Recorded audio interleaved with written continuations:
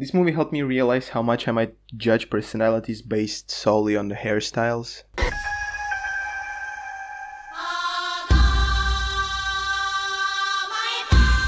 Ghost in a Shell is 2017 remake of a 1995 movie Ghost in a Shell that was directed by Mamoru Oshii, which in turn was based on the long-running 1989 manga by Masamu Deshiro. Original movie is a well-established anime classic and is well known for its philosophical and psychological themes, most notably mind, both natural and artificial, body, and the relationship of two. Look up Cartesian Dualism and Arthur Kessler's Ghost in the Machine book for more information on that. 1999 film also skimmed over futuristic concerns and hit existential notes now and then, and is generally recognized as a more mature and serious rendition of a light-hearted manga. After years of negotiating for rights to produce the Hollywood movie adaptation, it is finally here.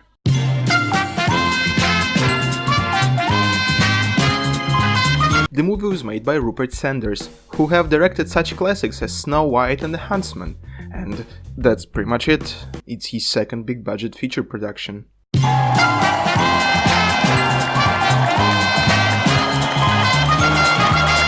During a Q&A session, director himself said about 1995 movie, "I think it's too philosophical and too introspective. That's why so many people like about it, and I hope that we channel that into the film, but hopefully build a bigger film around it."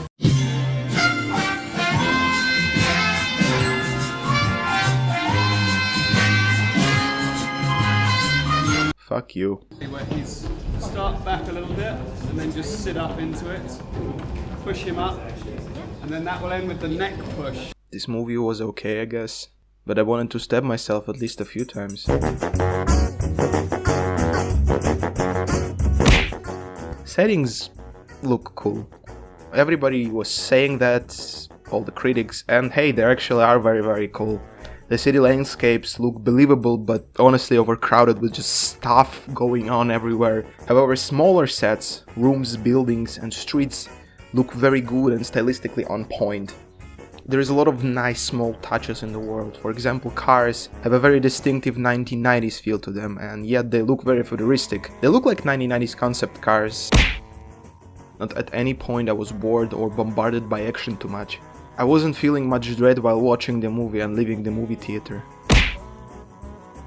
Plot was basic and a bit shite, but it was well fitting with the rhythm and capacities of the format. It had simple arc, it had been done before, it's passable. The villain was okay, Takeshi Kitano on his revolver. There was no deep psychological philosophical themes. They didn't attempt to do what they obviously couldn't, which is a good thing. No, really. Characters have very cool jackets. I unironically enjoyed them. There was a scene when they fed dogs. I enjoyed that. Scarlett Johansson hair. She fucking looks cool as fuck. It was the first time when I seen myself being physically attracted to her, ever, which says a lot about how much of a lost soul I am. There is a scene that looks like a James Bond opening. And now moving swiftly to the things that made me wanna stab myself. There was very forced "she is a human" theme. Major Kusanagi is a human brain and a mechanical body, and every opportunity they have, they try to show she is also a human. Scarlett Johansson and her doll-like beauty.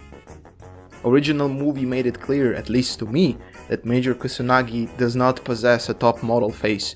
She was not ugly in the movie, but she was not a doll-like creature like in the manga. That made her character more relatable and less cartoonish.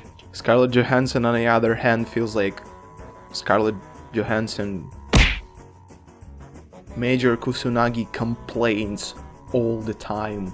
Although she is aware of that scientists are responsible for keeping her alive, she constantly nags and complains about how everybody plays with her mind and how they build her. She honestly seems like a 14-year-old in this movie, which might make sense in the context of the plot, yet it's still very annoying. If Scarlett Johansson played those scenes more uninvolved, it would have been great, because it wouldn't be dramatic, but skeptical and ironic, which I think suits Kusanagi character very well. This shit got me rustled. Fanservice is a horrible thing. They literally copy-pasted whole scenes from the original movie with zero understanding what those scenes were about. That made me very sad. Scenes that had symbolic meaning started having literal meaning and were forcefully inserted in the screenplay. I understand that they were making a remake, and there are certain elements that should be recognizable, but not to the point of just recreating scenes. There is a scene where Scarlett Johansson goes and takes a hooker, and then touches her face, and that's it. That's the scene. And don't you fucking dare to even imply that this scene has deep philosophical and self-reflective nature. Because it fucking doesn't! Spoilers.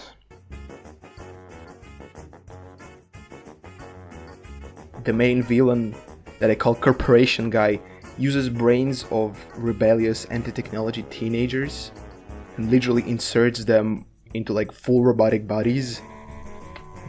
How that could possibly backfire? And they specifically say that this is cutting edge technology and they have no idea how it will work out, so why? In general, plot convenience guide characters' decisions sometimes more than logic. For example, again, there is a mother of the donor girl immediately lets unknown stranger into her house and just like, hey, let's drink tea with her, and during the conversation she just randomly says that stranger looks like her daughter, although stranger looks nothing like her daughter, and she just randomly says that her daughter died around the time when Major Kusaragi was assembled, created, just kinda out of the blue. Takeshi Kitano and his revolver. First 3 minutes of the original movie explain around the same amount of stuff as the first 15 of this one. And yet in the original movie it is not so much in your fucking face. In this one they explain every single little thing. At some points it's so painful it becomes amusing. The dialogue of the evil corporation guy with the scientist is unintentionally comedic. There is a scene that looks like Bond opening.